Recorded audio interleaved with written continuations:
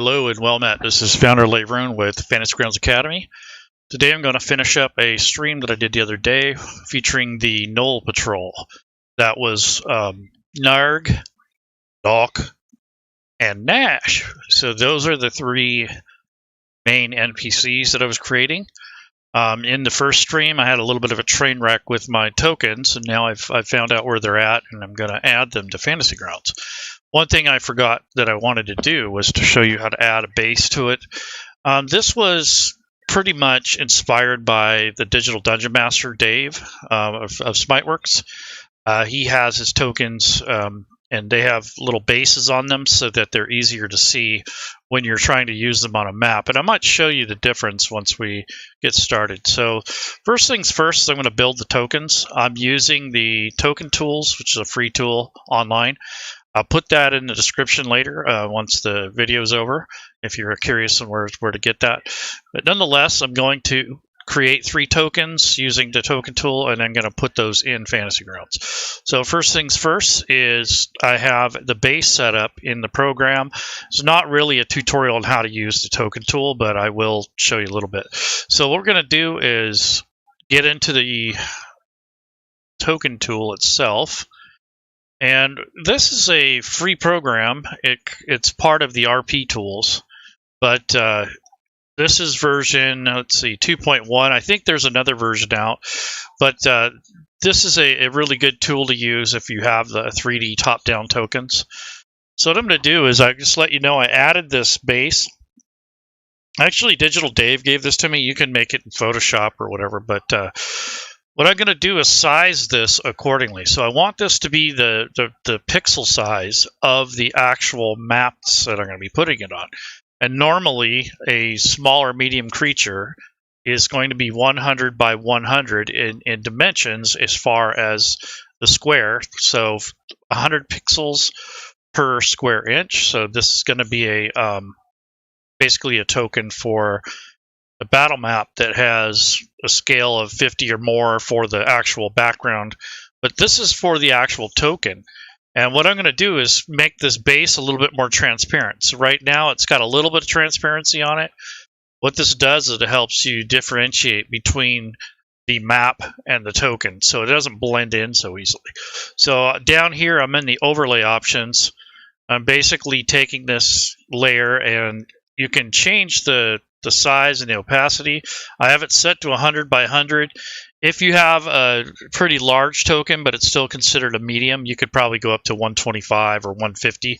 But generally, large creatures are 200 by 200. So you probably don't want to go any more than 125. And then it could scale in Fantasy Grounds. But I'm going to just make it 100 by 100. And I'm going to bring in the actual token, which is a top-down one. These are by Bernardo Hasselman. So Bernardo has created these for a show that we were going to do together a while back.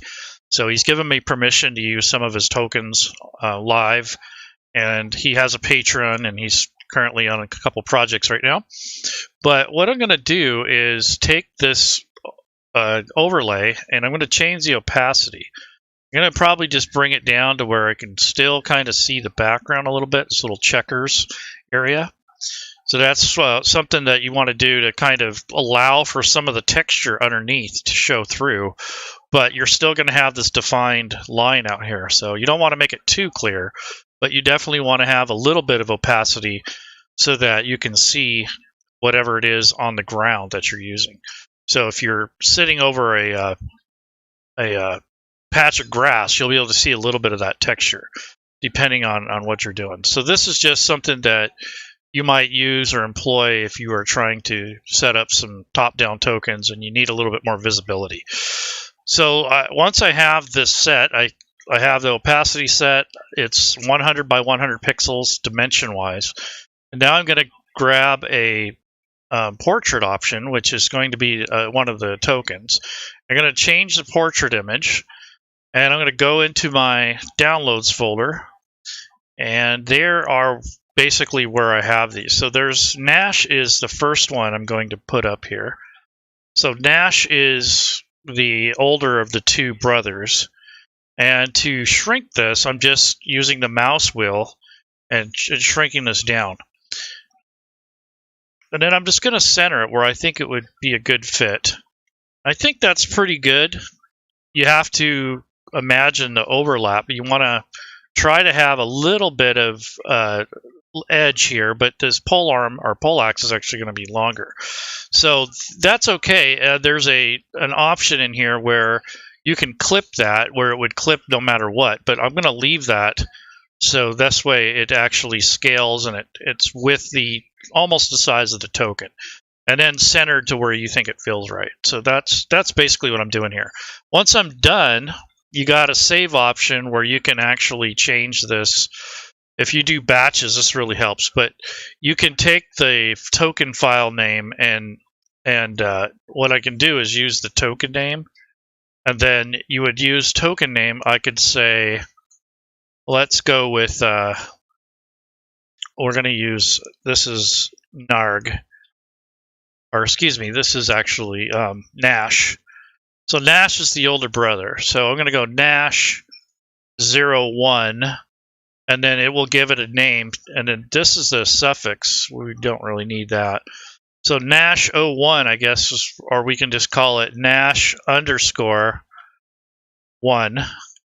and that will give it the token name. So, and then there's background options that you can use that isn't currently active right now. But once you have that set, then you would hit File, and then you're going to save as.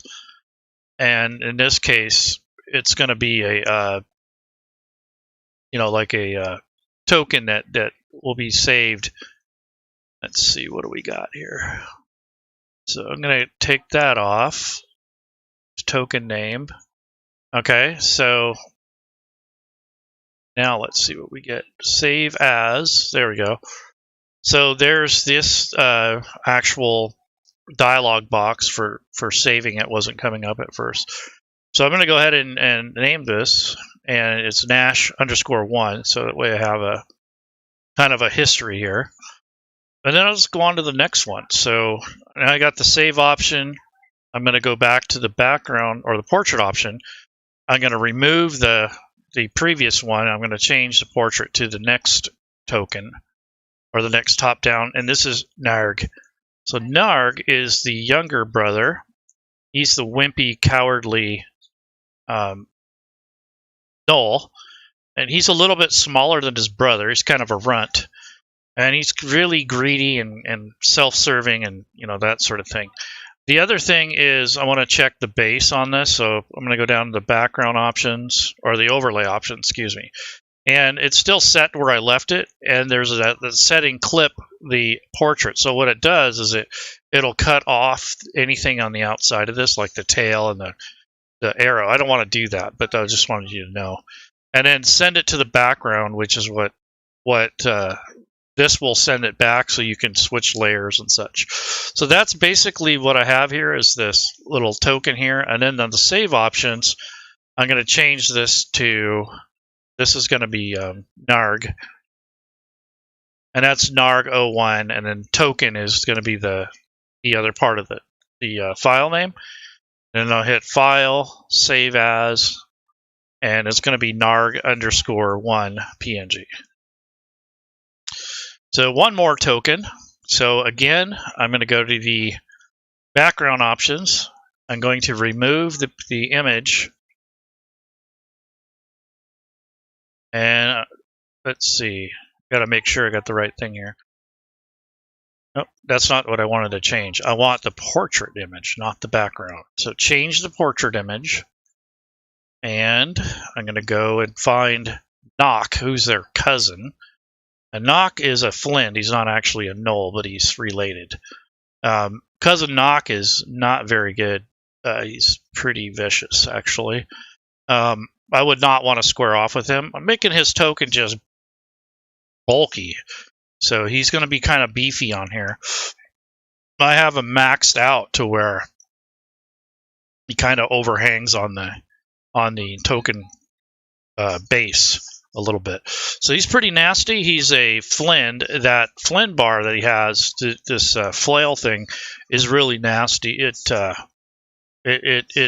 devastating if you get hit by that thing. So this guy is really vicious and cruel, and just he's kind of bossy, but he's not. He's pretty quiet though. He's smart. He's not stupid. So he's gifted as well. And he's blessed. So he's blessed by Yingoth with their god. So I'm going to go ahead and hit save again. But this time I'm just going to skip the dialogue. But if you wanted to, you can use that. I'm just going to rename it live here. So it'll be Gnokk_1. And there we go. So those are the 3 tokens that I will use for the last stream that I did, which was earlier yesterday. I did it, and I kind of messed up on the NPC. So I'm going to go back and revisit that. So I'm going to switch over to Fantasy Grounds now. I'm going to turn off this token tool. And now we're back into Fantasy Grounds. So I'm going to import these into Fantasy Grounds. The easiest way to do it without going through the back end is to open up your assets. And in your assets, you have a few different options up here. So you have tokens, portraits, images. I'm going to go to tokens. And I have a data folder, which is the top level of Fantasy Grounds. But I want an actual campaign folder, because that's where I want these to be. But I could put them in the top level as well, so they're available in all my campaigns. But this is specific to the Gnoll Patrol. So I'm going to take and open up the folder, and the items that I saved were in my downloads folder. So I'm going to go back and grab those. And I'm also going to grab the basically the non-standard, or the ones that don't have a base, in other words. So I'm going to go ahead and grab those and copy and paste. So there's copy. And now I'm going to go and paste those into the directory. So when you click on the tokens button and you click on the folder, it will bring open the back end of your computer in Fantasy Grounds. So I have 2 different versions of each one of these individuals. So let's see what we got here. Gnokk, Gnokk, Gnash, Gnarg, Gnarg. Okay, so I just kind of naming those off so I know I got them all. So once you've added anything to this area, in this folder, you're going to hit the refresh, and what you'll notice is that it will create a campaign folder based on this campaign that I'm in. So this session is going to be where this saves. So I'm going to click refresh, and I already saved it in the back end, and now there's a campaign folder, and if I double click that, there are all the tokens. So there's a variety of different tokens here, and I use the ones with the base. I think that's a better way to go. But if you take these and you can stretch this preview out, you can kind of see what they look like before you select them. So that's basically what I wanted to do, and then I'll show you on a map later, like the difference between the 2 and how they stand out or they don't stand out. So I'm going to go ahead and close this graphic for right now. Actually, these are the NPCs. That's really handy that I did that. So here's the Gnoll Archer. This is for Gnarg. So if I unlock this, I can substitute or swap out what I already have, which is just a generic pog. So I want our Gnarg. So Gnarg is this archer. So I'm going to drag and drop the token into this little spot here. It has to be unlocked. So that's the first thing I did there. And now for Gnokk, I'm going to bring up his NPC stat block, and I'm going to grab his token and drag and drop it there. So there's that. And these are going to be permanent, so that's why I'm changing them at the NPC level and not just on the encounter level. And then we have the warrior Gnash, the first one we did in the tokens. And he has got a poleaxe, basically. I'm going to drag him in there. And there we go. So Gnash, Gnokk, and Gnarg. The 3 Gnoll brothers, or 2 Gnoll brothers and cousin Gnokk. So that's basically how you'd switch the tokens out. Again, these have to be unlocked. So I showed that in episode 1 where we unlocked the tokens, and that's when I discovered I didn't have the tokens organized. So they're organized now. So that is basically how you would do that. And then in the center is the actual encounter.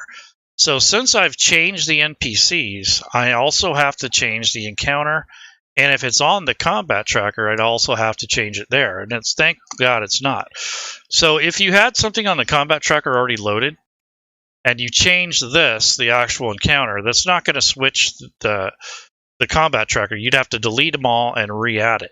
So any changes you make, you have to change it from the NPC stat block.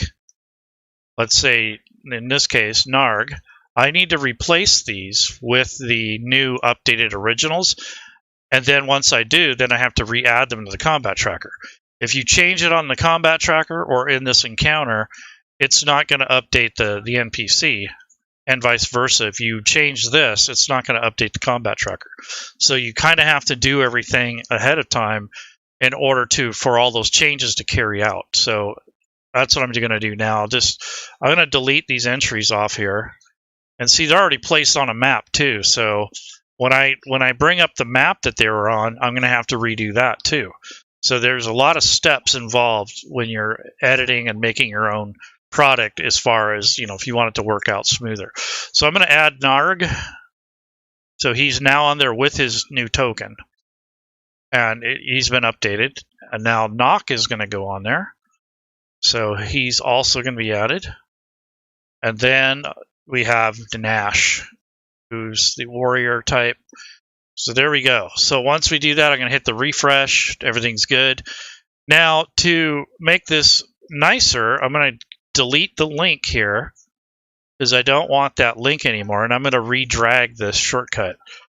So that these are the types of things that you're going to have to do when you make changes. And now that we have that set, now I'm going to bring up the map where I had them earlier. And I'm going to take those and see what happens here. So let's bring up the map really quick. And as you can see, they're not on there anymore. But if I bring up this shortcut link, now it is updated. So if you're worried about that, you can actually right-click on it, delete this link, and then re-add it, just in case. So I might add this photo just for a cool handout. So I might just kind of link that there. And then the actual encounter, I'm going to link that also right in the cave mouth here, or right next to it. That way, when it's ready to go, it's set, and I can bring it up real quick. And now I'm going to place these. So typically, Gnarg would be in the back. So he'd probably stand out here. And as you can see, the scale is a little bit small. So you can actually take this and move it. So you can, click on the token, hold down the left control key, and that will resize it. So that's about where you want it.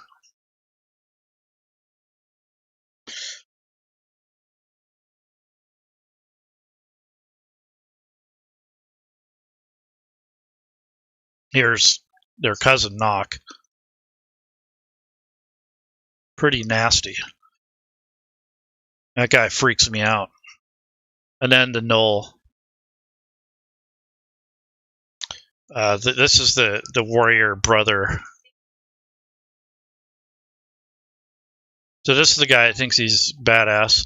He's basically looks up to Gnokk. They have a pecking order. So Gnokk beats up on Gnarg, or on Gnash, and Gnash beats up on Gnarg. So they kind of have this pack type pecking order thing going on. So that's basically how you would update the encounter before you start. And then once you're done, if you close this, those disappear because you're getting ready to run an encounter. So I wanted to show you the difference between the tokens for visibility.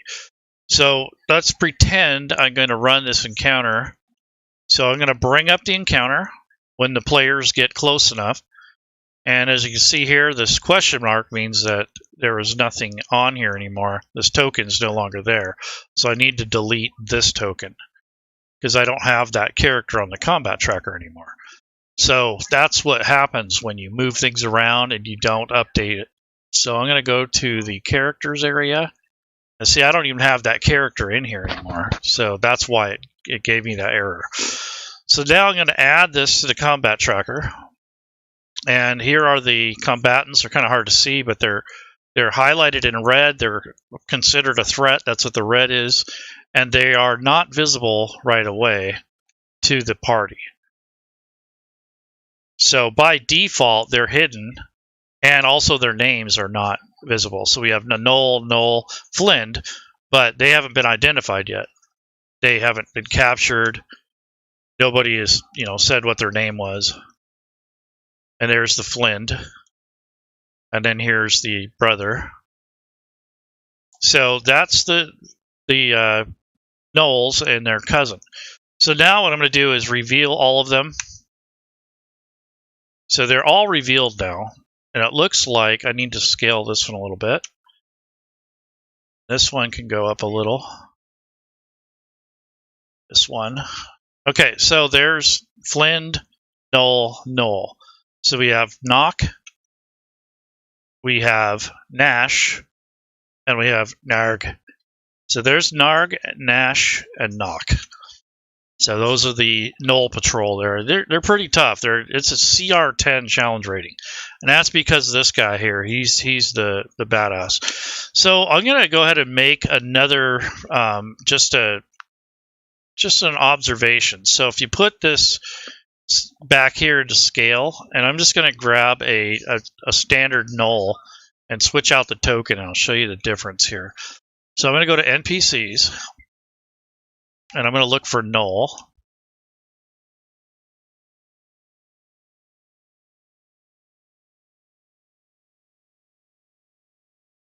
All right, so this is just a standard Gnoll from the player's handbook. So I'm going to make a copy. You do that by dragging this link or whatever symbol it is and just drop it right back into the list here. So I have a Gnoll now that's not attached to anything. And then for the group, or to drag it to a group, you don't select the group, you just make sure it's visible, and then you drag the token up into that group. Or you're going to drag this icon up into the group. So now I have a generic Gnoll, and I'm going to use the Gnash's token just to show you the difference. So I'm going to unlock it, which you're able to do now because it's a copy. When you use the original, sometimes they're locked, especially the official content. It's often locked, not always, but sometimes. So I'm going to go to the assets folder, and I'm in tokens. I'm going to open up my campaign folder, and I'm going to grab Gnarg, or excuse me, in this case, Gnash's token without the base. So it's the same type of thing, but it does look different. Now I'm just going to temporarily drag this onto the combat tracker just so you can get an idea of what it looks like. And then I'm going to take it from the combat tracker. I'm going to make them visible first. And I'm going to drag it here onto the combat tracker. So sometimes when you're playing, when you have a token that's zoomed out, you don't have much definition. So let's just say you're there.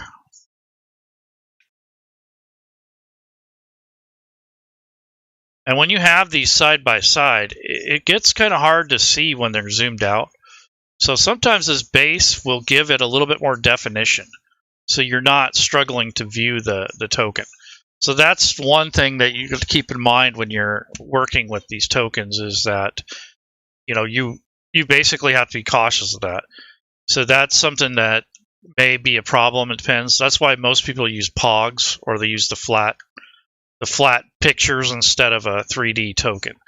But if you put a base on it and it has contrast from the map, it'll look good. But if you have this beige color on this beige rockery, it's going to be hard to see them. So that's kind of why I use those bases. The reason why they're off-centered like they are is because the way I did them in the map tools. If you should try to keep the monsters inside of the square, and that way it actually renders properly. So I kind of goofed that up. But I can fix that with scaling. I'm not too worried about being exact. But scaling helps too. So this one's more centered, where this one is scaled to the base. So that's why it looks off. So that's how this looks. So this one isn't centered because of the poleaxe. So that's something you gotta keep in mind when you have things that are hanging off the base. So that's basically the reason why I had the two different things. So I'm going to get rid of the regular Gnoll. So it's better to delete it off the combat tracker than the map first, because it'll do both if you're going to remove it entirely. So I'm going to go back to that encounter, and I'm going to make another variation of it. So that way I can scale this up for a higher level party. It's already tough, but I want to add a few more Gnolls. So I'm going to go to encounters, and this time I'm going to pick a random encounter instead of a planned set encounter. I'm going to make a group. I'm going to call it Gnoll Patrol. So add a category, click the edit button, and then rename this as Gnoll Patrol. Get out of the edit mode, and now I'm going to create my encounter in this new group. This is the group I created so I can keep my stuff separate from everything else. And I'm going to hit the add item, or you can right click and create item. Both things work. And I'm just going to call this Gnoll Patrol. This is a scalable. Gnoll Patrol Scalable. So this is a scalable encounter, and it scales off the party sheet. I'll show you how that works. But anyhow, so once I have that, it will make this is a scalable encounter. So what I would do here is add the NPCs that I want. So I'm going to go to NPCs, going to go to Gnoll Patrol, because that's where I have them all stored, and get rid of this search criteria down here. So I'm going to add Gnokk, and you're only going to have one at a time. So that may be something that you always have set. So no matter what, you're never going to have more than one Flint. For the archer, though, you might have two. So what you do is you'll put Gnoll Archer. You drag that on here. Even though it's a copy of Gnarg, you probably wouldn't have more than one. But if you wanted to, you can do a 1d2. Doesn't have to be a perfect dice. So there's a chance that there will be one or two archers, but at the minimum one. And then for the warriors, the melee types, so let's look at Gnash. So if I bring Gnash over here, I'm going to go 1d4, because that is something that, you know, they're a little bit tougher, they're a little bit more defined.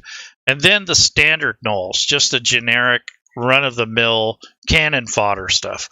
So I'm going to add those. Now, what I'm going to do with this is put a formula in here that's going to scale based off of what size the party members are. So if I take and add, I'm going to say, I always want one more or one less than the party. So I'll say one less since we have a really beefy party, or I could say divide it in half by the number of party members. So let's do that. So I'm going to say the number of PCs. So it's $, which tells you to look at the party sheet, PC. So it doesn't look at the combat tracker, it's going to look at the party sheet, which is over here. So the party sheet keeps track of all the people and all the PCs that are playing in the game. So if I put the number of PCs divided by 2, it will round it down as well if it's an odd number of PCs. So now when you lock this and you have this encounter, what it will do is, for the first one, it'll give you 1. For the second one, it's going to give you the total number of PCs divided by 2. Even if it's only 5 characters, it's only going to give you 2.5, which rounds down to 2. It always rounds down. It might roll 1 or 2 archers, and then it might roll 1d4 warriors. So that could be something I want to scale down. So instead of doing this for here, I might do the warrior thing like that. So I'm going to do the number of PCs. These guys are a little tougher than your average Gnoll. So $PC divided by 2, and then I'm going to change the Gnolls, the regular ones, to 1d4. I think that makes more sense.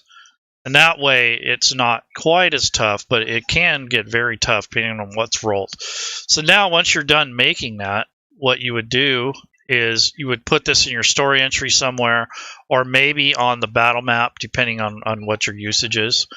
And then at this point, you'd add your party members according to whatever you have. So I'm going to import a few characters. So I already have some built. So I'm going to click on the import character button. And it's going to go through and pick whatever I have built for this rule set in Fantasy Grounds. So we'll see what happens. So it's thinking right now. I got to give it a moment to do its thing. So while it's thinking, if there's any questions, this would be a great time to ask those if anyone's watching. If you're watching in the future or in the past or whatever, you can ask. I usually add NPCs from the combat tracker. Is it better to add from... it depends. So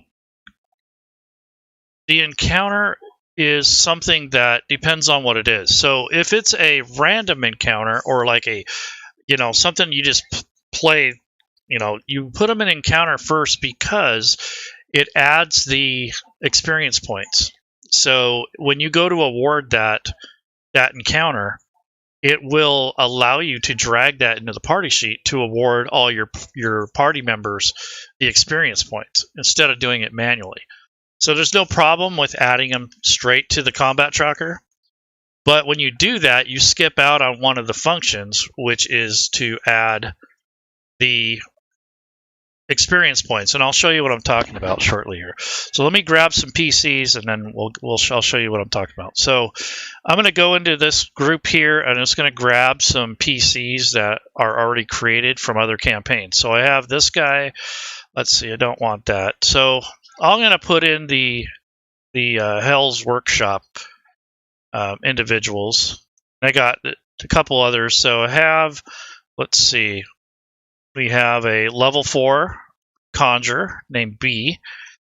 And then I have an Eldritch Knight, Kalen. And then I have a Centaur. So I'm going to bring him in.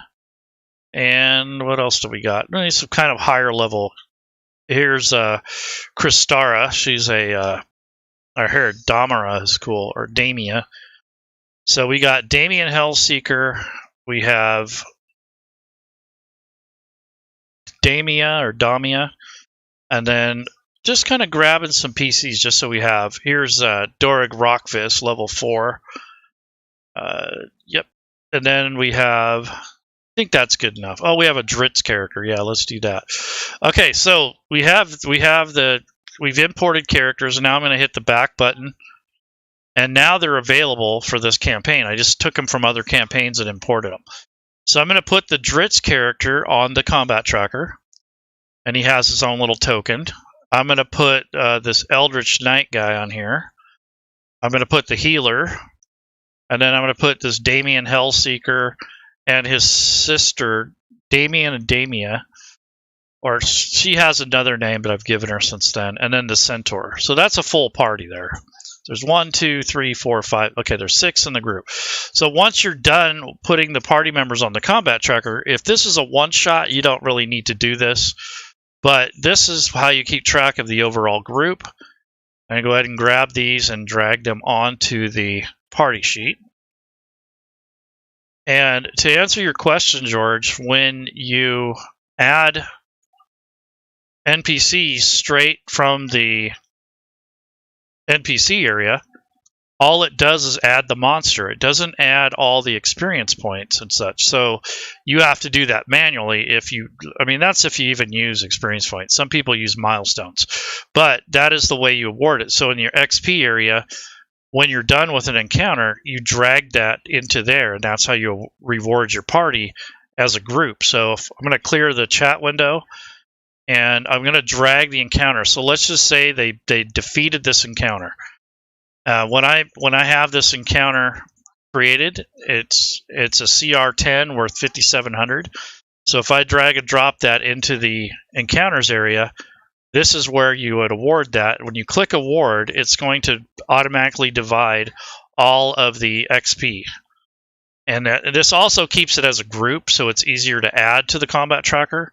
So when you click this down arrow, it just adds them all at once instead of individually dragging character or the NPCs over. So I'm going to hit the down arrow, and that would add them to the encounter or to the combat tracker. I've already have them on here, so I don't need to do that. But I'm going to go ahead and hit the award. And once I do that, it splits all that up evenly. So each character got 950 XP from that encounter. And that's why we use those to generate the XP and such. And it keeps track of what you've already come across. So it is kind of cumbersome to have just one NPC on a encounter, but it does help you with with awarding that and keeping track of things, and also when you're adding more than one creature at a time, it speeds things up quite a bit. So yeah, that's something you would have learned in our DM class. I don't know if you ever took that, but that's one thing you would do to add your to add that to your XP. So if you don't use experience points, that doesn't really, may not even apply to you. Also, different rule sets are different, but that's basically how you would add that to your party sheet. That's how you keep track of what encounters you've done, and also your experience point distribution. It won't redo it, or it won't reward it, because there's a little check by it, on the party sheet. So when you reward this, there's a little award check that's automatically done. But if you wanted to award it again, you could uncheck it. So if you wanted to run this encounter twice, you technically could, but you'd place it somewhere else, and that, so on and so forth. So there's a way to kind of get around that. But there is all your experience points. And when you do treasure, it's the same thing. When you have a parcel, you drag that over, click award, it automatically distributes the coins, or excuse me, in this case, these are milestones. So if you're going to do milestones or goals, you can also award XP that way as well, which is non-combat. But on your inventory, it's kind of similar. When you drag a parcel in here, it splits it up. So the party sheet's pretty handy. So when you just add an NPC, all you're doing is adding a combatant. You're not doing anything else. And you can fight with it, you can do whatever you want. But when the fight is over and it comes to the end of the night, when you want to award the experience points, provided that you do that, when you do that, this Gnoll here isn't going to be on anything. You're going to have to open up the stat block and manually calculate that and divide it amongst your group and award that separately. So that's kind of why we use the encounters. So it's quicker to throw everything in the combat tracker, but it's also quicker to calculate and split up all the XP if you use XP. So it may or may not appeal to you depending on what you're doing. So that's basically how that works. So the idea is to make things quicker. So if you use experience points, that's the way to do it. So here's all the party members. I'm going to remove that bogus. Actually, I'm going to get rid of all the combatants. So I'm going to hit delete from tracker, delete all non-friendlies, and that gets rid of the bad guys. So I'm going to bring up that calculated, or the scalable encounter. So now the scalable encounter is different than this setup one. So this is kind of more of a randomized thing, and this one's more set. So what this does is it'll create one of these, but it will be based on the number of the rolls here and based on the formula. So I should get one Gnoll, 1 to 3 regular Gnolls, or one Flind, 1 to 3 regular Gnolls. I'll get 1 to 2 archers, and then I'll get half the amount of Gnoll warriors, which in this case would be 3. So you can click generate, and that's what I got. So I got one of those, I got 2 archers, or 1 archer, 2 warriors, and 3 of these Gnolls. So now, when that happens, then you would hit the down arrow, and it puts them all on the combat tracker at once. And at this point, if you wanted to add them to the map, which they're not, you could just take this little shortcut in the combat tracker at the bottom, drag and drop this entire list of NPCs, and then arrange them accordingly. And this doesn't take that much time, so you could just do this in less than a minute. And you can arrange them how you want, and they're not visible yet, so no one's going to see that. They're going to know that you're monkeying around, but they're not going to know what's coming, necessarily. And now once they become visible, then you will turn that on. So you can turn these on as needed. So I'm going to grab the party and put them on here as well. So I'm going to go to the friendlies, drag all those on at once. And it doesn't drag them in any specific order. So it doesn't go by the marching order or anything. You just have to deal with it. So here are the tokens. So there's the party. So they can't see anyone but maybe this Gnoll here. So this is Gnoll number 3, so I might make him visible. So I'll just turn on the visibility. So now if I go into play mode, which I'm in right now, I believe. Yeah, so if I turn on the player view, that's what they see. So it's dawn or dusk. I think it's nightfall. And these guys have come around the corner, and if I have Damien, for instance, he can see this Gnoll, and he also has dark vision. Whereas Kalen can see him just plain as day. Dritz can see him. Centaurus can kind of see him. He's obscured, but he can see him. Dorag can see him. He's got dark vision as well. But Damien, she kind of can see him, but he's kind of obscured, but she can see them. So that's basically what happens. And then when you take possession of a player token, you can move, and there he's got a better view on him. So that's kind of how the line of sight and the lighting is working. So right now this is basically dusk or this is sunset. So if you wanted to make this a nighttime encounter, you go into your lighting area, go to the ambient lighting, and you can change it to moonlight, and that darkens it up. And then you just go back to play mode and lock the map back up. And now you can see like who can see what. So now Kalen can see this because he's got a lot of these individuals have dark vision. This guy doesn't. See, this guy does. You can tell by the vision here, vision type.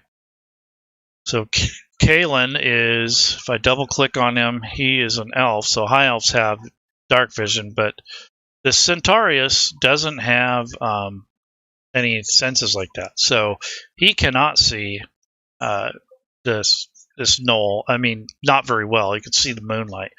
But you could rule that it's in dim light, so it could be a -2 or disadvantage on an archery roll or whatever. So that's basically how this works. So this is the part 2 of the Gnoll Patrol.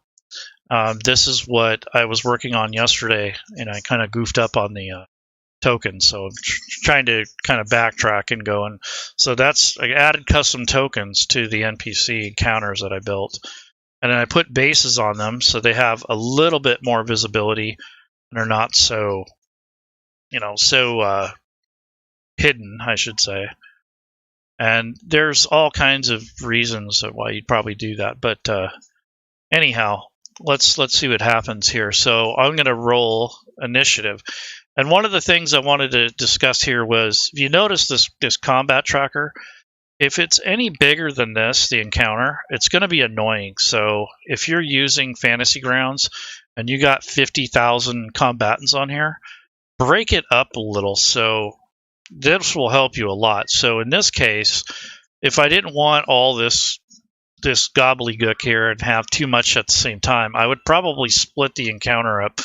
So I might put the gnolls, the regular ones, on a different encounter, and then put the main guys on another encounter. Or I might mix them. So for the first 5 rounds, I would introduce the first wave. And then as these get mowed down, or if they get killed, then I would introduce the others. Unless they're in a firing range, or you want to get ranged attacks or some kind of spell attacks. But there's no reason to have 20 different things on here. It's just too much. It slows Fantasy Grounds down a lot because you got all these tokens, and it does take a performance hit. So you got to be careful with how large, because you got your 6 NPCs and then you got all these gnolls. So if I was going to add another encounter, just for the sake of argument, and I was going to bring that up and add again, so now I got all these different combatants on here, and this is when it starts getting excessive. So I have all this stuff, and then some. So if you have it like this, then you're going to be scrolling up and down and up, and it's going to drive you nuts. This still isn't too bad, but when you have to keep scrolling up and down in the combat tracker, that's when you know you got too much. So depending on where you have it stretched to, so I usually have it about there. That isn't bad. That's a little bit of scrolling. But if you have to scroll a mile just to get to your next NPC or your character, that's too much. So keep that in mind when you're running encounters. Sometimes you'll get a module and it's already set up that way. You might have to do a little adjusting, but for the most part, it's easier to have smaller encounters instead of one big one. So when you're using Fantasy Grounds as the game master, you have to select a token in order for you to see its actual vision, or you can hit Control P and that toggles the DM vision with the player vision. So this mode is player vision. If I hit Control P, this is actually just a regular overview because I have it turned on in the options. So you need to remember that there are different modes. People get really confused. So if you go to play mode, right now I have the player vision enabled. Normally it's off, so this is what you would normally see. And then if you want to, like an overview of the party, you would hit Control P, and that's normally how you would run it. But some people want to run it in like a player view, which is, I think, kind of easier in some cases. And then you hit Control P when you need to see the regular map. So you can use it in the opposite way, and that helps a lot. Another thing is taking possession of a token. So if you want to move this token, Gnoll number 3, if you have it like this, you're not going to see anything, and I don't have anything selected. But if I click on the Gnoll, that's when I actually have possession of it. And Gnoll number 3 is up here somewhere. He's right here in the order of things. So it's his turn, was selected, and I'm going to change that to round 1. So this is the order, and I don't have the party's initiative, so I'm going to go to Menu, go to Initiative, roll the PC initiatives, and now it restarts. So Dritz is going to go first, of course. He's basically the main fighter here, I guess. So I think he's just going to wade into battle like he normally does. So I'm going to bring up his character sheet, and I'm going to hit this, bring this down so I can see everything and kind of make a little, just like a little area for him so I don't have to keep moving it around. And then I'm going to go to the Actions tab. That's where all the goodies are. And I have Icing Death coded on here. That's cool. So Twinkle and Icing Death are on here. So I'm just going to, first of all, I'm going to put the light effect, which is going to go on the Dritz for the Twinkle. So as you can see, it brought up his 5-foot, 10-foot radius glow. And then there's an effect that extinguishes flames, which we don't have to worry about, but I'm going to go ahead and put that on since he's wielding the sword. And then there's a resist fire property. So those are things I'd want to activate. And then if he had any elven stuff, I would activate that. I don't have it on his sheet right now, but basically that's what he should have, all his passive abilities. So I'm going to have him wade into battle and just duke it out with these guys. So I'm going to go ahead and move him.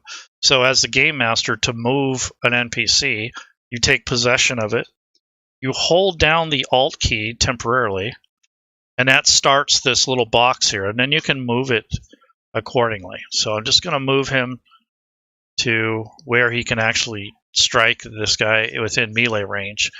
He can only move 30 feet, but if he had his bracers on, I think he can move 35. But I'm not going to worry about that. So once he's moved, I'm going to give him the okay. So now he's moved into combat range. And I go to his character sheet. He gets 2 attacks, so I'm going to definitely I'm going to attack first with Icing Death. So if I bring this over and drag and drop it onto the Gnoll, it will roll, and it scores a hit. It's got a big bonus, like +6 on it. So it does 1d6, and then there's some cold damage. So let's see what happens. I'm going to drag and drop that onto the Gnoll. Yeah, so it did 3 points of damage +4 plus the bonuses. So he got 11 points of damage on him. So in the combat tracker, you can see there's 11. He's not wounded very much, but he's hurt. So that's basically that. And then the offhand that Dritz has is going to be attacking with Twinkle. So I'm going to drag Twinkle and drop him on here. And again, we've got a nice strike on him. And now I'm going to roll the damage. And it did 4 points total. So that's basically how you'd run that. The key is, though, is like when you're done with Dritz and you have to go to, let's say if you were the DM and you're going to have to control this Gnoll, if you click on the Gnoll itself, you have control of it. If you click away, like somewhere else on the map, you're not going to have control of it anymore. So if you click on the Gnoll like this, that means you don't have control. If you click on them again, you have control. So if clicking on and off a token gives you control or releases the control. So you have to remember that if you're operating more than one NPC, you're going to have to switch between them. And that's for visibility's sake and that sort of thing, and also for targeting in it. So this guy has a sprinter capability. He has bloodlust. So if the Gnoll hits a creature which does not have all its hit points in melee, it can use a bonus action to make a bite attack. Well, that's not the case yet, so that's not going to work. He has a multi-attack, so he gets 2 attacks. He can use the polearm, or one with its bite, or one with its claw. It can choose to replace its polearm with attacks with claw, attacks, or bites. So he's going to run in and use his polearm. So I'm going to go ahead and grab. He's got a 10-foot range, so he can reach. But Dritz was trying to get inside his reach, so I'm going to drag and drop this on top of Dritz. And Dritz is able to duck underneath this big vicious swing. So that didn't hurt. But as Dritz did that, the Gnoll puts a snout out there and he tries to bite him. So if you go to the multi-attack, it says you can make 2 attacks with its spike polearm, or one with its bite, or one of its claws. So he's going to try to take a bite out of him. So he swung at him, missed. Dritz ducked under it, and when he turned around to do his fancy footwork, the Gnoll sticks his face out, tries to bite him on the arm. So let's see what happens. So I'm going to drag and drop that onto Dritz, and Dritz is able to deflect him, or at least move out of the way. So he snaps into midair. It's got like saliva and stuff, and it goes clack, and it just bites nothing but air. So he tried to grab his cape or something like that. It swung around and missed. So that's basically his turn. He still has movement, so he's going to get out of the way of his compadres. So again, I have to have possession and hold the control key, initiate the move, and move him to where he's going to go. So he's not out of the threat range, and he's not going to get an opportunity attack because he hasn't moved away yet. So that's his turn. So then I would go down to the next player, and this would be controlled by PC, but since I don't have anyone connected, I have control of the token. I don't. I have control of it, but don't. So you have to have control of the token. He's going to move over to the side, so I'm going to initiate movement by holding the Alt key down, and then I'm going to move this way, and then I'm going to approve it. He still has movement left if he needs it. But now that I have him here, I'm going to go to his character sheet, and again, I'm going to move it over here so it's not in the way. And well, he's got all kinds of things he can use. So he's a Blessing of the Forge kind of guy. So he has his Dwarven Resilience. So I make sure I turn that on. I'm going to do the Bless spell. So I'm going to put the concentration on him. So if I click that, that's going to put the concentration tag on Dorag, the priest. I'm going to cast it at a higher level. So I'm going to cast it at 2nd level. That means I can bless one more person. So if you read the rules, it says at higher levels, if you spend a 2nd or higher, you can choose 1 additional. So he's going to bless himself and a bunch of others. So in order to do that, I have to have possession of the token, which I do.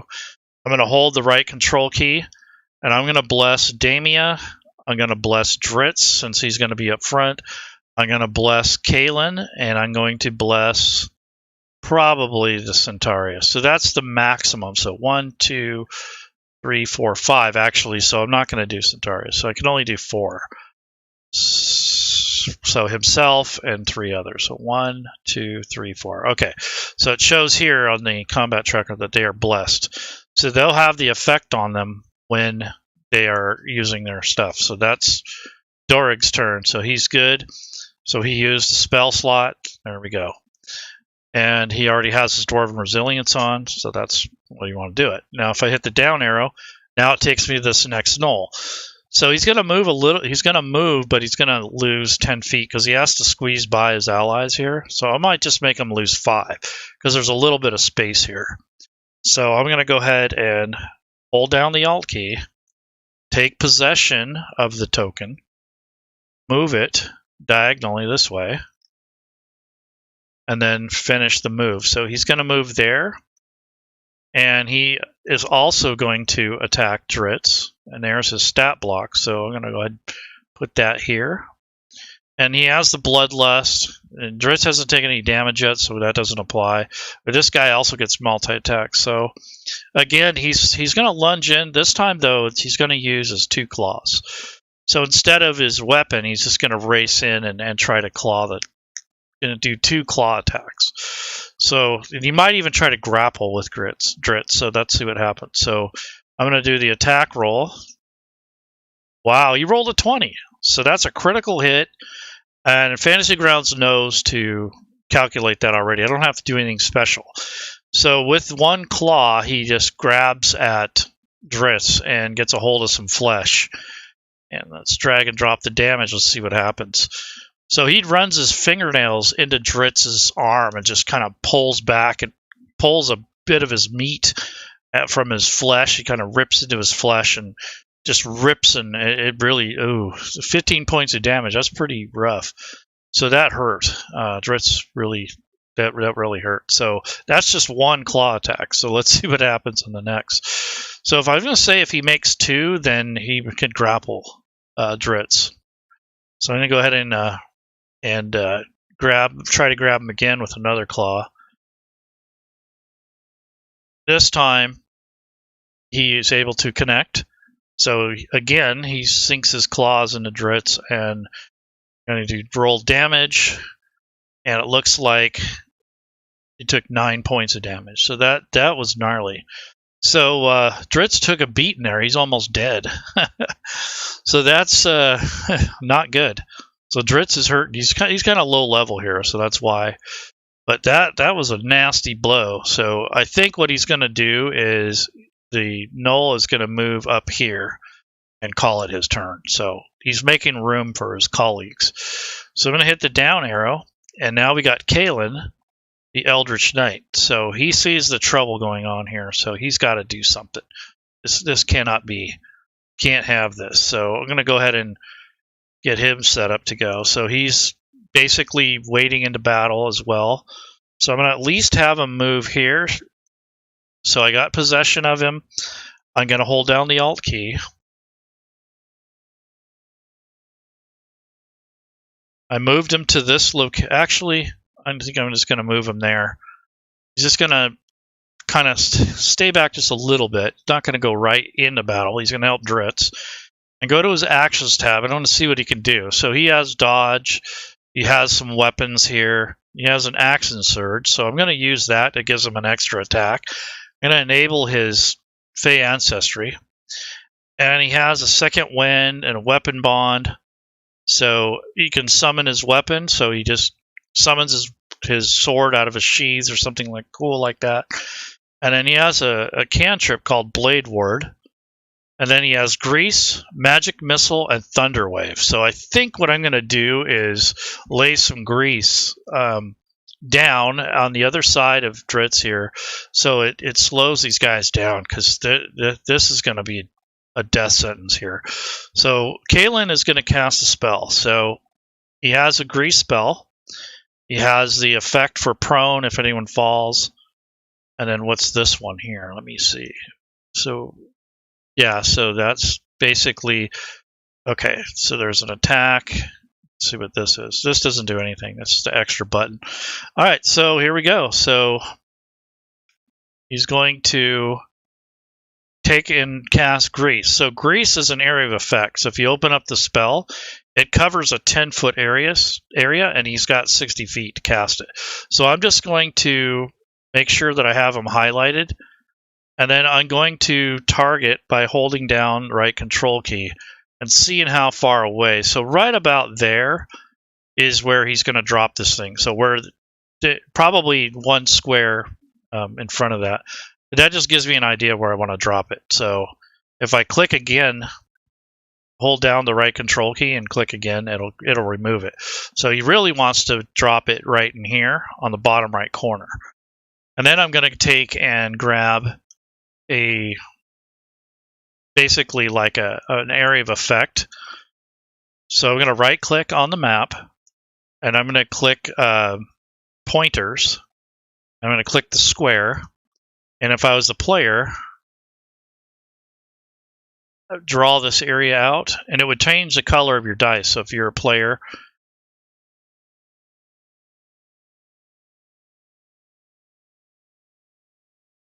so that's where he's going to drop the Grease spell. So I'm going to go ahead and put the cast button on here because he's got 2 people in here, so they have to make saving throws.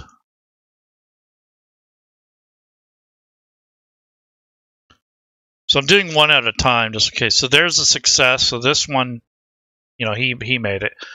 And now the second one.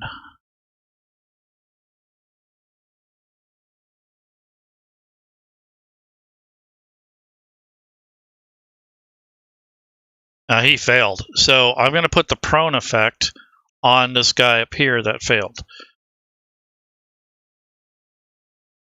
So he's fallen down. The other guy's fine.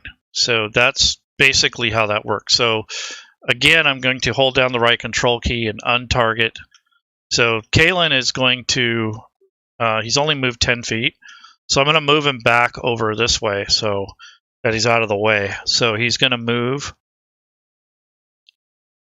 So I got to hold down the Alt key. So you can move to there pretty much. And that's his turn. So this is kind of how the combat would go if you were playing in this game.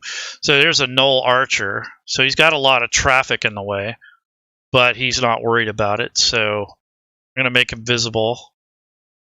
He's no longer hiding. I got possession of him, and I'm going to target Dritz or maybe even someone else. Let me try Kalen. Yeah, he saw Kalen come through, so let me look at his vision here. See if he has a bead on him. So I'm going to hold down the control key. I have possession of the NPC. You have to have possession. And then I'm going to hold down the right control key and click Kalen. So that, it kind of skirts through the hillside. So what I'm going to say is this angle here isn't as drastic. So he can hit him, but it's going to be a -4 because he's shooting through allies, and technically he's almost shooting around a corner, so it's kind of a long shot. So I'm going to put -4, or excuse me, -5 to hit. So that's what the modifier is. And now he's just going to double click and shoot the short bow, and this guy only gets one attack, but he has precise aim. Let's see. So if the Plains Gnoll Archer does not move during its turn, it adds a D8 to its attack roll with its short bow.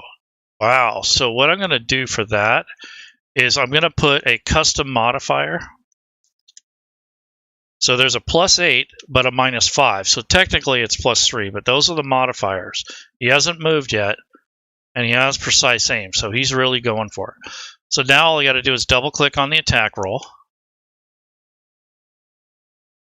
That's a hit. So with all the bonuses and penalties that's stacked up, that's basically what happened. And now I'm going to roll damage. So just double click because it's Kalen's targeted already. And it looks like it did 6 points of damage.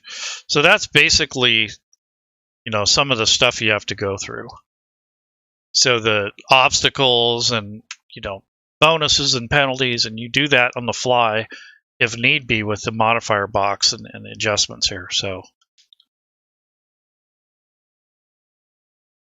is there any other questions? I'm gonna probably wrap this up soon. So okay, so that's basically how the combat would be structured, is I have a lot of different pieces going on here. And one of the things that DMs usually struggle with, especially with line of sight and such, is they don't take possession of the token. So in other words, I have possession of this Gnoll token, but if I click on him again, I don't have possession of him anymore. And that's also why you can't see anything, because you're not, this is player mode view, but you're not actually possessing anything. So that's why you can't see. But as soon as you click on your next NPC, if I click the down arrow, now it's going to take this over to the next combatant, which is Gnoll number 2. Gnoll number 2, if you remember, actually made a save. So I'm going to move him up. This is the Flynn, actually. But that's not who I wanted. I want Gnoll number 2. So where is he at? Okay, so Gnoll number 2 is right here. So he's going to move into battle. So if I move him down, I'm going to take possession first, hold down the Alt key, move him 1 square, which initiates the measurement. And then I'm going to move him over this way. And I'm going to approve it by clicking on the little... There we go. So he just kind of moved over. And now that... See, I don't have possession of them. Now I do. So that's why the vision keeps changing. So you want to make sure you have possession of it. And if you want to see the whole map, like I can be, like right now I'm in the player vision. So if I turn off player vision, this is the DM overview. So this is how you would most of the time run this thing. But if you really want to see what's going on from the player's view, you can turn that on. Or you can leave it off and only toggle it when you need it. Or you can do it vice versa. You can run with it on, and then when you need to see the whole map, you just hit Control P, and that will temporarily show you what's going on. So that's something that's a choice up to you how you want to run this. I think outdoors and stuff at night, I think it works pretty good. So it really depends on your needs and how fast pace you want to run your combat. But this is a classic example of the confusion. So if you don't have the player vision on, then what will happen is you'll be able to see everything. And if you have the player off, or if you have it off, you can see the entire map and some of the vision types, but it's hard to see because it gets washed out by the ambient light. So right now we have a moonlight on. So if you wanted to change this to daytime, a lot of these considerations that you have for distance and such, and being able to see in the dark and all of those things, will add advantage, disadvantage, or pluses and minuses depending on the vision type that the players or the NPCs have. So that's something that adds another level of complexity to the combat. So you don't want all that, just turn the lighting off. Don't worry about it. You do that too. So Gnoll number 2 is kind of up to bat here. I keep forgetting that they have a 10-foot range, so he doesn't even have to get into range with Dritz, but from the angle that he's at, he does. He can't really attack through his. He might be able to, but he'd have a penalty, so he just kind of moved around. This one has Rampage, so when the Gnoll reduces a creature to 0 hit points, the Gnoll can take a bonus action and move up to half its speed and make a bite attack. So if he defeats Dritz on this attack, that's what he's going to do. So I'm going to have him lead in with his spear, and I want to make sure I use the melee part because there's a ranged and then there's a melee because you can throw it or you can use it your strength bonus. So I'm going to go ahead and use the regular attack Dritz with it, and he missed, so nothing. He doesn't get anything. So he just kind of went in and jabbed at him, and Dritz turned it aside with his blade. So that took care of that. So I'm going to go down to the next thing. Okay, Damia is a spellcaster, so I want to bring her up. She is a tiefling sorceress. She's got a very odd take on things. She's very vain, kind of beautiful in a way, but she's got that wicked beauty to her. And that's not by any means or anything necessarily, but she is like that though. She's pretty bitter. She has a tiefling resistance, so I want to make sure that's on. That's a passive ability in case anyone uses fire. And right now she can't see a whole lot, so I think the smart thing to do would be to buff herself up. So I'm going to cast Mage Armor. The Mage Armor is set to either cast on somebody else or herself. So I'm going to drag and drop this Mage Armor effect onto her token, or you can do it in the combat tracker. So if I drag the Mage Armor, it's going to add it, and it just adds it mathematically. It doesn't change the AC of the character sheet. It changes the math that's applied against the character. So it adds that extra bonus there. I need to manually check off the spell slot because that's not automatic. And I think I'm going to move her away or back a little bit so she can see what's going on. So I'm going to move her back probably 10 feet.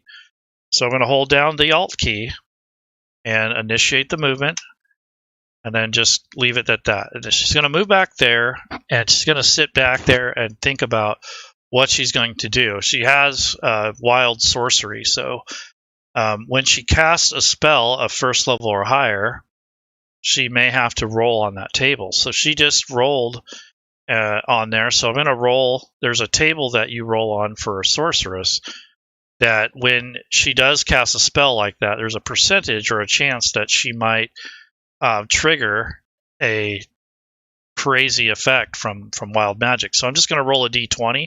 If she rolls a 20 or 1 or something like that, then, and I'd probably roll it in the dice tower if I was that character. So 18, so nothing happens, so nothing extraordinary anyway. So that's her her turn. But she has quickened, twinned, and this Tides of Chaos. She can use that. She can manipulate the forces to change. You gain advantage on one attack roll. So I'm going to save that for a major thing. And then she has Witch Bolt, Chaos Bolt, and a couple other things that might add to this. And she has Misty Step too, so that might help her escape. So Damia is preparing for the worst. So she put on her magic there in case, and she kind of stepped back. So that way she's not in the range of the archers. So she's kind of like, ugh. Okay, so we have this Centaurus. He's a centaur. So I'm going to move him up. He's pretty, say, kind of foolhardy. He's kind of brave, I guess. Not afraid. He has to charge. He has a special action. So if he has 20 feet or more room, he can charge. So I'm going to have him charge Gnoll number 3. So he has a movement of 40 feet, and I'm going to have him use his charge because he's not going to have too many other opportunities. So I'm going to go to the Actions tab, and this is his charge ability, which is part of his build here. So I'm going to use the charge, and what it does is it's a bonus action. So if you can move at least 20, 30 feet straight ahead toward a target and then hit with a melee weapon on the same turn, you can automatically follow with a bonus attack, making one attack against the target with your hooves. That's pretty deadly. So I'm going to go ahead and charge in. So I'm going to move his token. So he's got 40 feet of movement. He should be able to reach Gnoll number 3. So I'm going to take possession of him, hold down the Alt key. That initiates the movement. I don't have to hold the Alt key anymore. And now I can move him into place. So if he's going to move this way and then down to... So he can charge through here and take this guy out. So he's going to end up on this side where he almost slams into the side of the mountain here. So I'm going to go ahead and move him through. So that's basically his charge move. He's basically going to take this guy out. So that's where he's going to end up when he's done with his move. So that's his charge attack. So what that does is it gives him more damage. So first I have to hit though. So he has a spear, a +1 spear at that. He's using it two-handed. So it's already set for 2 hands. And I'm going to drag and drop the attack roll. onto the Gnoll. Oh my god. So his big bad charge, it didn't work. That sucks. So what that means is he can only do this once. He can't do it all the time. He has to have a short rest. So this isn't set up like that. So if I go to actions, and then you'll see that the charge is here. It just tells you it's a bonus action. But if you actually go to preparation mode and change that to this here, you can set this to 1 charge, and then you change this to rest. That way you can keep track of how many times you used it. So that's basically how you can keep track of that. So he used that up, so I'm going to go ahead and click that because he's done until he does a short rest. So he can't charge anymore. But he does have second wind, and he has this action surge. So action surge is a second attack. So I'm just basically going to use that, but that's already a bonus action. So he cannot use another bonus action. So he's SOL on that.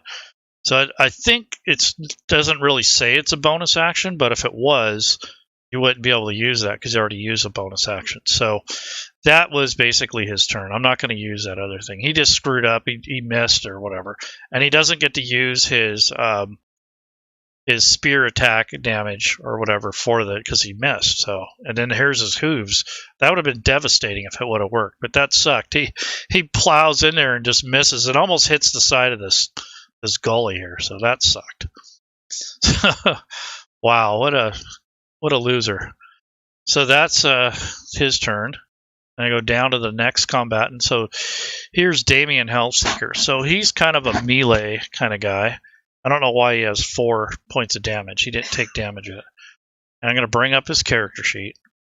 And in here, I'm going to drag this out so I can see everything. I'm going to click on the Actions tab. And I can see he's got a bunch of things too. He's got some fighter abilities. So he's got the Ring of Evasion, which I think I will put that on just to have the effect. But he only has 3 usages, so it adds 1d3 charges at dawn. When you fail a dexterity saving throw while you're wearing it, you can use your reaction to spend one of its charges to succeed on that saving throw instead. So what I'm going to do is just wait until he needs it, and then I'll activate it. He has a racial ability of Firebolt, so he can use that. So I might go ahead and use that instead of using up his. But then he has a lunging attack, so I might do that. So I'm going to bring him into battle. And the only thing he fights with is this big Morning Star, and then he has a couple throwing daggers. So what I might have him do if he can't reach somebody is throw his knives and then wade into battle. So we'll see where he's at. So I'm going to take possession of his token, and I'm going to move it so he can move 30 feet. So we're going to hold down the Alt key, move him down to the target, which made it, so he doesn't have to do anything special. So we're going to move him like there, and then he's going to, on his Actions tab, going to take this swing with his Morning Star. It's going to be, let's see, is that two-handed weapon? Nope. So he's going to take it and swing it and try to thump the Gnoll. And he has different things here. So he has Fighting Style Dueling, which says that if he's only using his weapon, he gets a +2 bonus to damage roll. So I want to make sure that that's on because that's a passive ability for him. So he'll get an extra damage. And then he has a pushing attack. He has a superiority die that he can add to this. So he's got some options here. So I'm going to definitely have him use one of these in the next round. But I'm just going to have him take a swing for now. So let's see what happens. So he's going to take his Morning Star, drag and drop it onto his token. So onto the Gnoll. And what happens is that with all his bonuses and everything, he's able to connect. So that big Morning Star comes around and just crowns him right in the head. And let's see how much damage it does. Take that and drop it on there. So that hurt. So the Gnoll took a total of 12 points of damage. Plus, let's see, where is that Gnoll at? He's up here. So yeah, that did hurt him. So Gnoll number 3 is hurting pretty bad. So he's got about half his hit points gone now. He's almost wounded or to a critical state. So that's pretty good. I mean, it's not bad. So then you go to the next combat, and that's this Flynn. So if these Flynns get up there in that battle, they're gonna rip through these guys. So this guy is going to move up to, can't really get at Dritz, so he's going to be kind of stuck. So he's going to wade his way through just to get up closer. So I'm just going to have him zigzag through here. I don't think he has any missile weapons. We'll find out. So he has this flail that just is devastating. If anyone gets close to him, they're done. So yeah, he doesn't have any missile weapons, thank God. And he has an aura of bloodthirst, so that's also that rampage ability. It says if the Flynn isn't incapacitated, any creature with the rampage trait can make a bite as a bonus action if they're within 10 feet. So that's what he's going to do. Is one of these guys, I remember, has rampage. So I'm going to move closer, and I'm going to just take his turn to kind of wind through there, and is losing his movement and everything. So I'm going to hold down. First, I have possession. I'm going to hold down the Alt key. I'm going to move the token. And he is moving through there, but it's going to move slower. So that's going to be his maximum movement. Probably 15, but I'll let him move that far. Gets the DM's approval. And that's basically his turn. I think he's going to use that Aura of Bloodlust. And that's going to give his companions an extra bonus attack. So if I bring up this, so this is the Sprinter, and he does have Bloodlust, so does this guy. So yeah, that's going to be very harmful to Dritz and them once they get going. I'm going to make all the combatants visible. Right now, half of them are. So I do that by clicking on this eyeball, and it makes them all visible now. There's nobody's hiding or sneaking or anything. So that's basically the gist of this. So the Gnoll that just waded in, for Gnoll number 2, it's his turn, and then so on and so forth. So you would do this accordingly. So this Gnoll is benefiting from being next to the Flint. So he would get a regular attack. So he's going to use his polearm this time. But he was using his claws. I kind of like that. So I think what he's going to do is try to grapple with Dritz. So I'm going to make an attack roll. I'm going to see what happens here.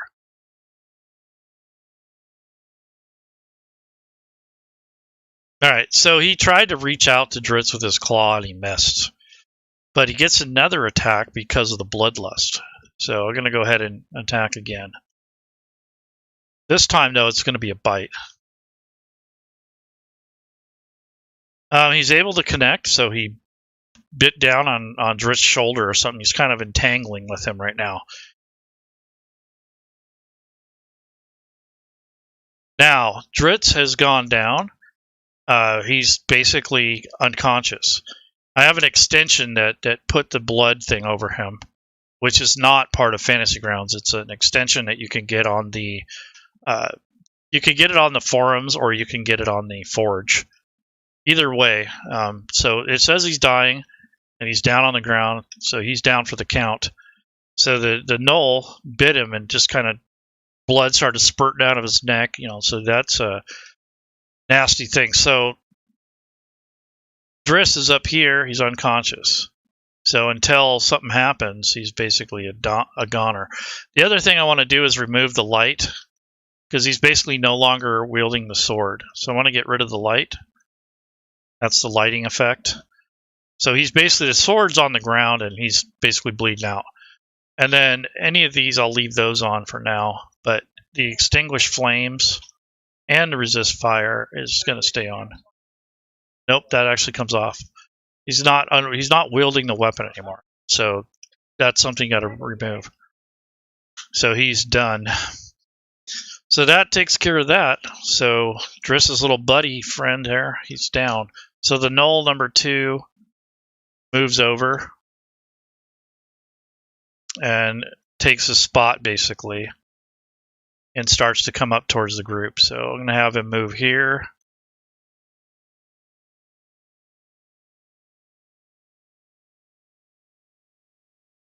So he's going to engage the dwarf. So that's pretty nasty. So that's not good. So this other gnoll fell.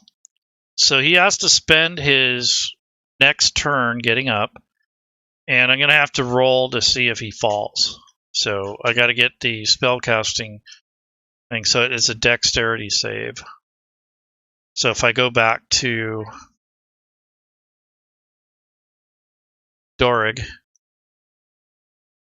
and I go to his spell list here, the saving throw is built into the spell. It wasn't Gnarg, it was the other guy. It was Kalen, I think. Yes, Kalen had the spell. So here's the grease.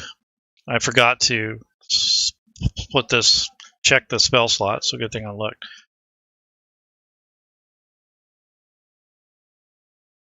He succeeds, and he can move 15 feet. So he's moved out of that area. I have possession of him now. Move him.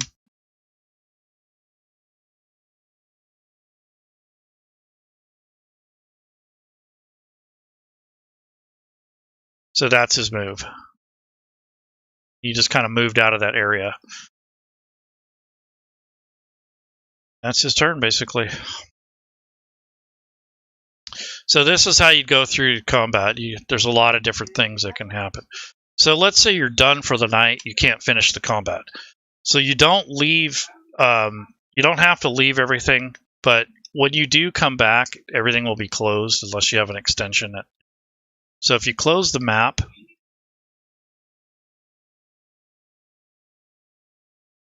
and all those will be closed. So when you come back, that's basically what it's going to look like. And then this will be clear. So when you come back, you will have to bring up the map. So if you have it shortcut, you can bring that up. And then to bring up the NPCs, you can just double click on the tokens. So anything that you had active, it'll go where you left it. And then you can click the combat tracker, bring that back up. And that's, you can resume where you left off, basically. And just because I cleared that doesn't mean it erased it. It just cleared the window. It's in a log. So there's a HTML log that forms on the back end in your campaign folder, and you can go through and review it. So if you come back and it's blank here, it's not erased. It's just been appended to a log that's created. And it also will have a date, so you can see time and date stamps on it. So that'll be helpful. And then I got to move this prone effect on this Gnoll warrior because he actually made it through there. He's no longer prone. So you got to make sure you remove those or they'll get penalties. And then that's basically where you would pick up is where he left off. So he moved and that was his turn. So you go to the next. This would be this Flynn. So he's not going to move to the grease. Not stupid. So he's going to hang back and kind of guard the cave. So I think he's going to move back into this corner out of the archery way or in case a spell goes off. So he's going to move back here, take a little cover and kind of wait it out. If anyone comes through here, he's going to attack. So he's going to make a ready action. So if anyone comes within melee range, he's going to thump them. And that's like 10 feet. So if he gets that reach, I think, with the flail maybe. No, he doesn't get reach, but he's still ready to go. So that's his turn. And then on the next Gnoll to go would be this one. So I would take possession of it and then hold down the Alt key, move him through, and bring him here. And then he's going to attack Centaurus with his polearm. And he has a 10-foot range, so I didn't even have to bring him up there, but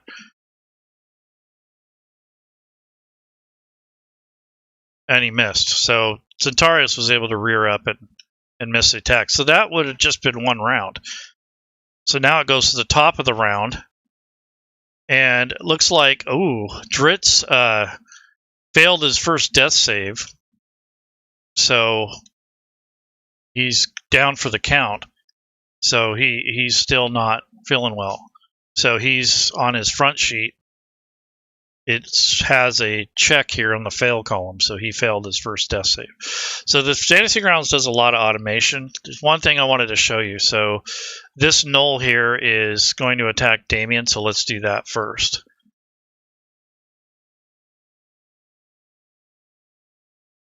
Wow, so he rolled quite high, and he's able to get past Damien's armor. Wow, Damien took a nice blow there, so that's the Gnoll's turn. So now Gnarg is going head to head with this guy, and he's got the Bless spell, so he's not really able to do much with that. So he's going to have to take out his Warhammer. So he has a Warhammer and a shield. I don't think his shield is inactive, so if I go to his inventory and find his shield, it is equipped. So if you were going to use it, you have to unequip the shield if you're going to use two-handed. But he's going to use his hammer one-handed. So I'll leave his shield on, and you leave the handedness to one hand. And I'm going to take a thump on this Gnoll and see what happens. He's going to swing his Warhammer, on the Gnoll.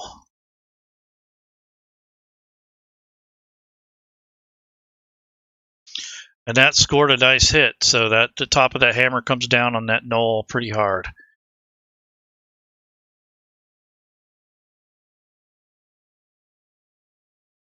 Youch! So he thumps him, takes a little bit of damage, and that's good. So we'll leave it at that.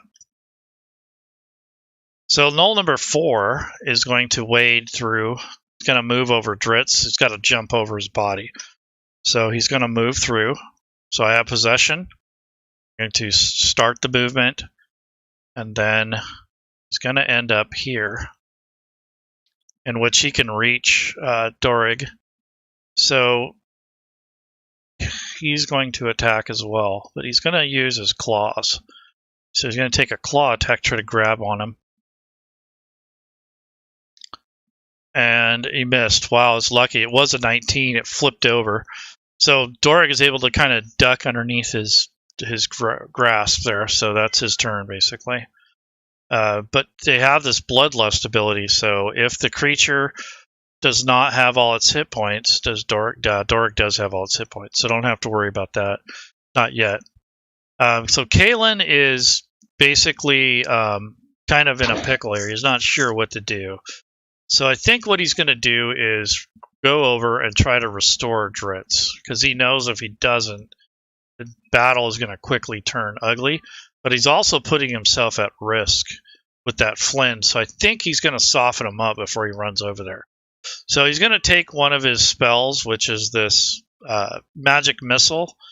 He gets 3 of them, but he's going to cast it, and it's automatic damage. So maybe he'll free up one of his allies. So I think he'll go after Gnoll number 3 because he's already damaged. So I'm just going to drag this over 3 times and see if I can soften this guy up, because he's hanging in there pretty good.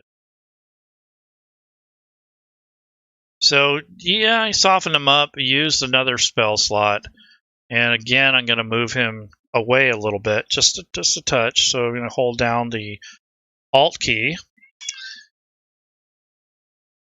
My cat's going crazy. So I'm going to move him here and park him right there and call it good. And then you go to Gnoll number 2. He's going to stay here in the cavern area and guard the entrance, so he's fine. The other Gnoll number 2, same guy there.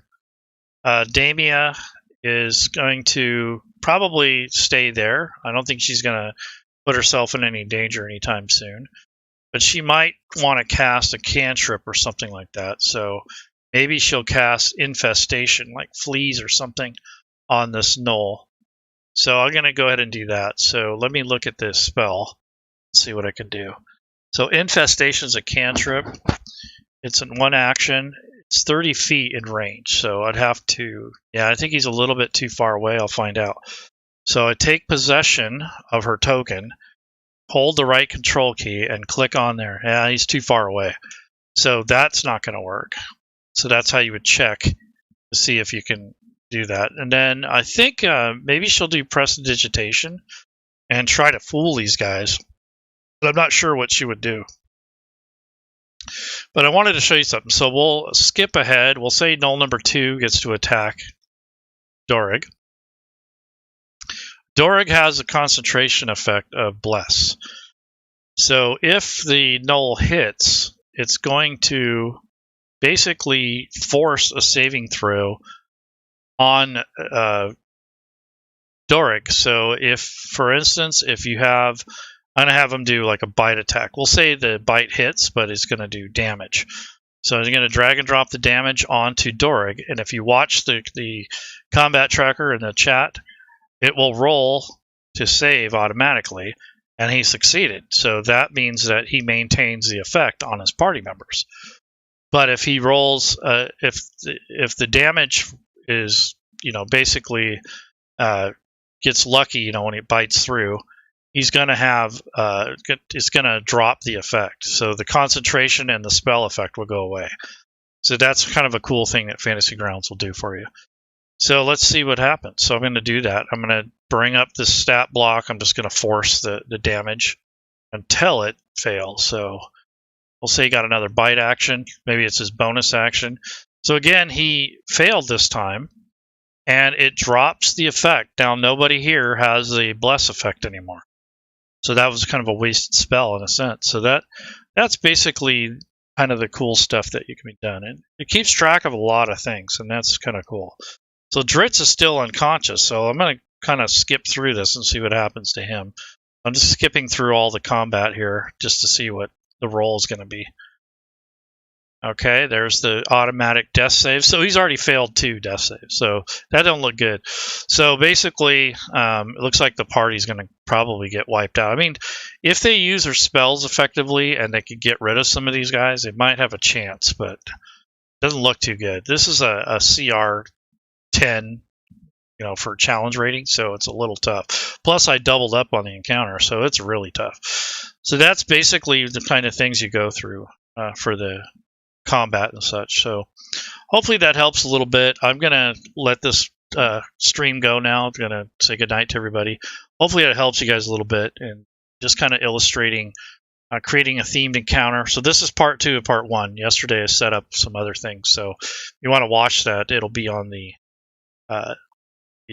archives there on Twitch or on YouTube or even on Facebook. So we'll see you guys around. Join our community if you haven't already.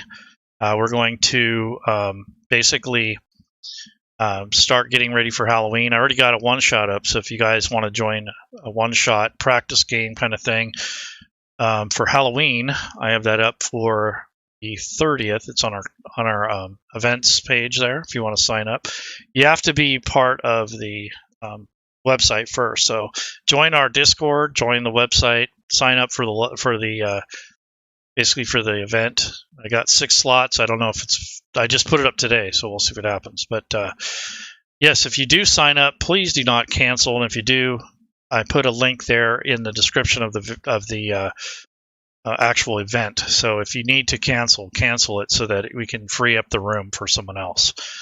So again, have a good night.